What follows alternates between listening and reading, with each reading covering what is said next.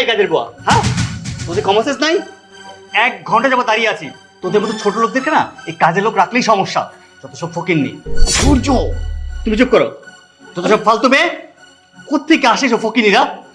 আচ্ছা আচ্ছা, হয়েছে তো, তুমি সব জায়গায় সব রকম ব্যবহার করো না। শোনো বাবা, এসব কাজের মেয়েদেরকে না যদি লাই দেয় ওরা মাথায় ওঠে নাচে। যত সব ফকিন্নিরা।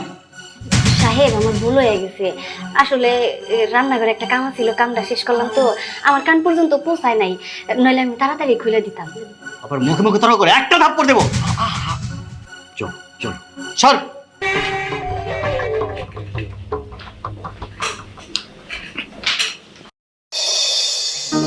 অথয়, তাড়াতাড়ি চা নাস্তা নিয়ে আয়। আসছি মা।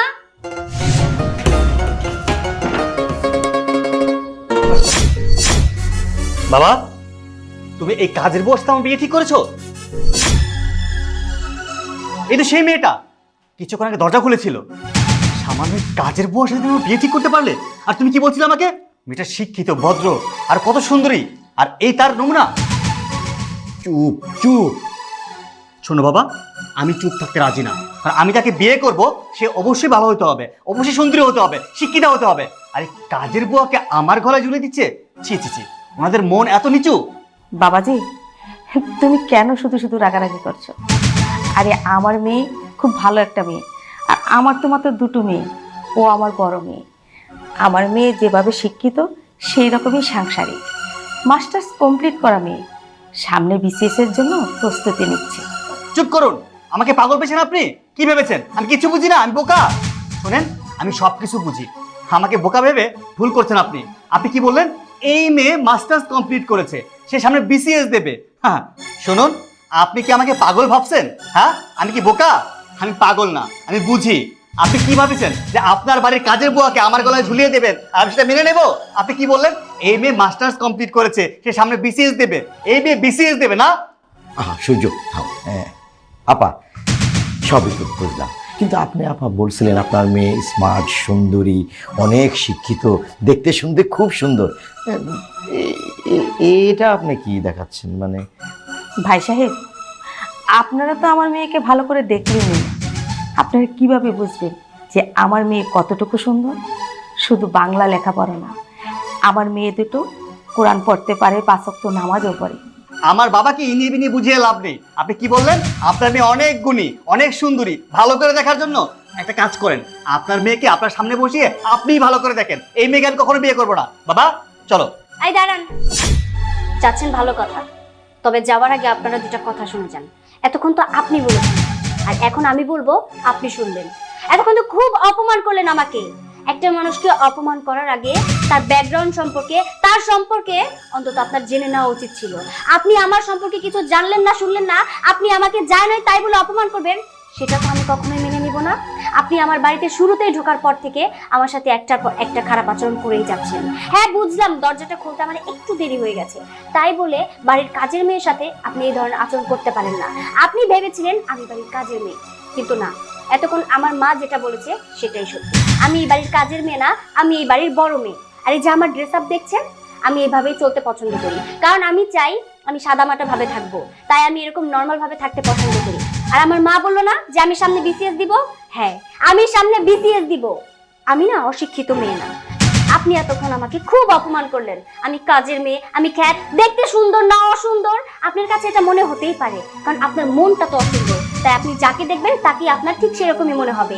আমি নর্মাল মানুষ, আমি নর্মাল ভাবে থাকতে পছন্দ করি, আমি 5 ওয়াক্ত নামাজ পড়ি, আমি কোরআন তেলাওয়াত করতে পছন্দ করি।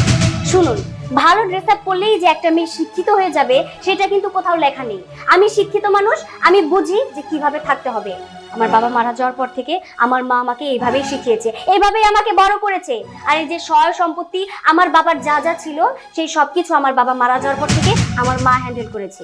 কিন্তু আমি চেয়েছিলাম আমার মার কতকাল এই সব কিছু দেখে রাখবে। আমি বড় হয়েছি, তাই আমি এবং আমার বোন মিলে এই সব কিছু দেখাশোনা করছি।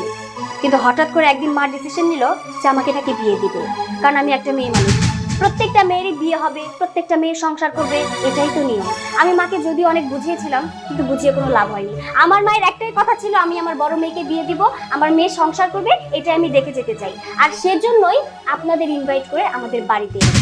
কিন্তু এনে কি লাভ হলো? আপনারা তো সেই মানুষ না। আপনি অন্তত আমার হাজবেন্ড হওয়ার কোনো যোগ্যতাই রাখেন না।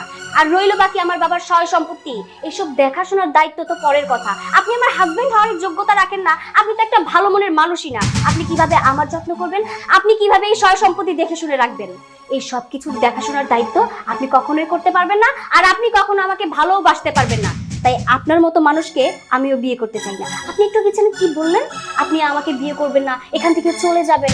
শুনুন, আপনি আমাকে কি রিজেক্ট করবেন?